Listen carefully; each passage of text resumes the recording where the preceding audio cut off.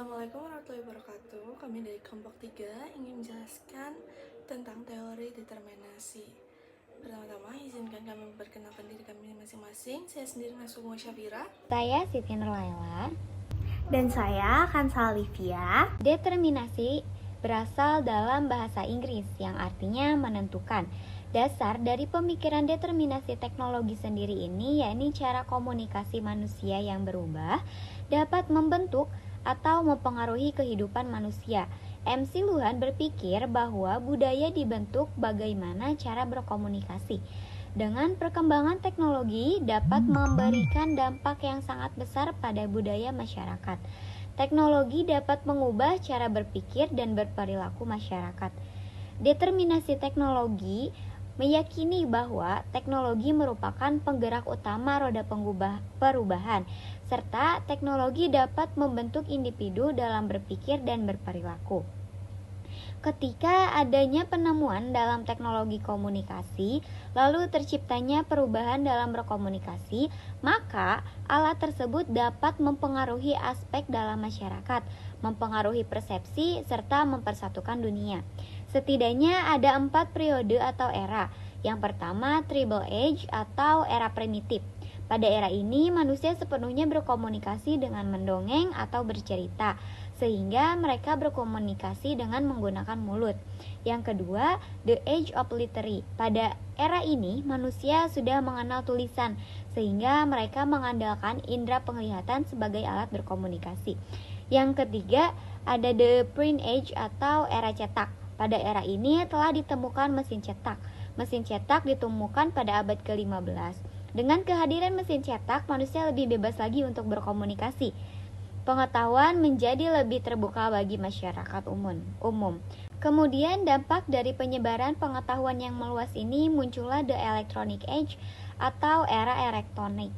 Pada abad ini muncullah penemuan telegraf yang telah mengubah kecepatan pengiriman dan penyebaran berita seperti radio, televisi, dan komputer. Hampir setiap orang menyadari mereka tinggal di dunia yang sama, di mana televisi, radio, mesin cetak, dan internet berfungsi sebagai jendela dunia, di mana setiap orang dapat saling mengenal melalui teknologi komunikasi ini. Oke, sekarang kita masuk ke definisi dari teknologi. Apa sih teknologi itu? Nah, jika kita lihat dari bahasa Yunani, teknologi itu berasal dari kata tekne yang artinya seni, kerajinan, atau keterampilan, dan juga logos yang berarti ilmu atau studi. Dimana kalau kita simpulkan, berarti teknologi itu adalah suatu studi atau ilmu pengetahuan tentang sebuah seni, kerajinan, atau keterampilan tertentu.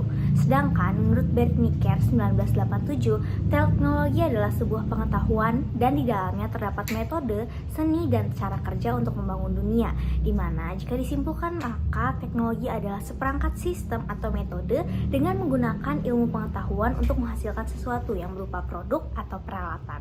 Nah, di sini aku mau ngejelasin ke kalian pengaruh dari teknologi di kehidupan sehari-hari itu apa aja sih?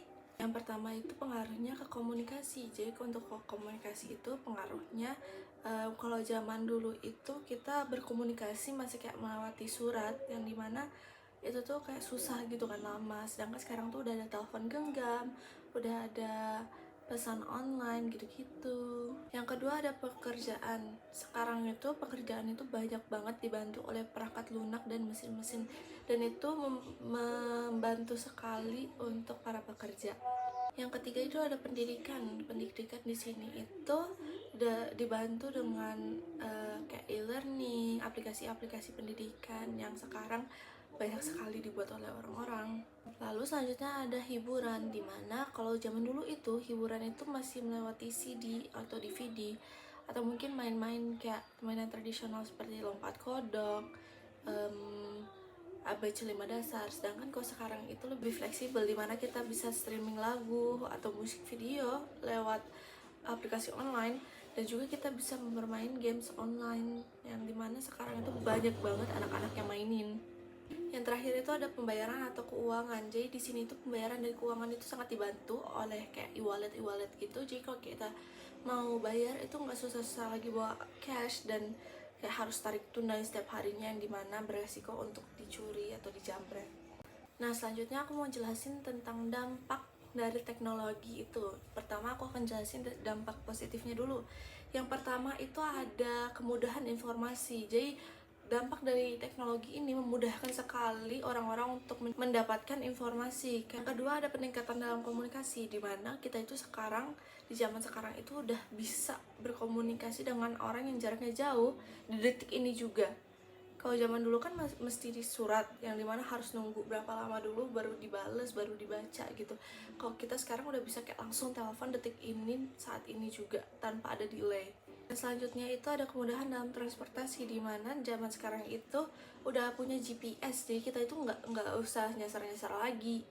Terus kita juga udah punya aplikasi ojek online gitu-gitu yang sangat memudahkan kehidupan kita gitu, yang bisa kita pesen kapan aja dan di mana aja.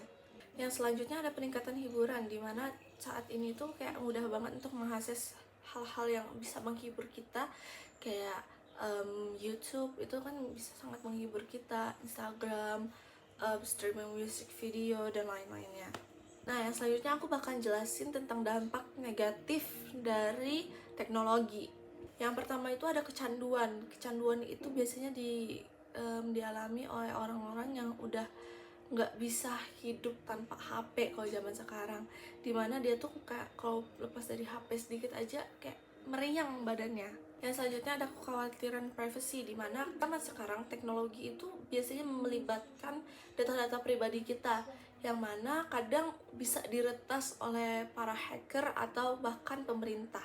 Yang selanjutnya ada pengangguran, di mana pengangguran itu makin marak semenjak banyak sekali perusahaan-perusahaan yang menggunakan sistem robot atau automatisasi, di mana kita udah nggak butuh lagi sumber daya manusia, jadi kayak cuma dipakai robot doang.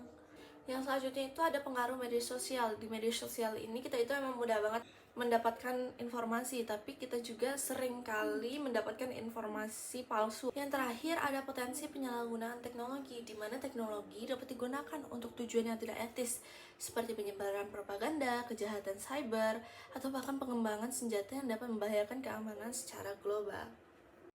Oke, sekarang kita masuk ke contoh perkembangan dari teknologi itu sendiri. Sebenarnya contoh perkembangannya itu ada banyak banget, cuman di sini akan aku jabarkan beberapa aja. Kayak pertama itu gaya hidup, di mana kehidupan artis yang terekspos berita memengaruhi penonton.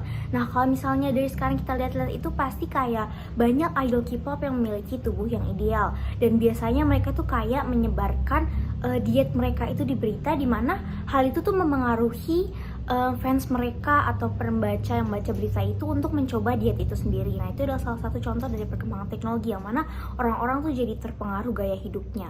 Dan juga yang kedua adalah di bagian komunikasi, di mana yang dulunya itu kita tradisional masih menggunakan surat dan biasanya feedbacknya itu tertunda, sekarang kita tuh menggunakan WhatsApp dan email, di mana pesan yang disampaikan itu dapat diterima pada saat yang bersamaan.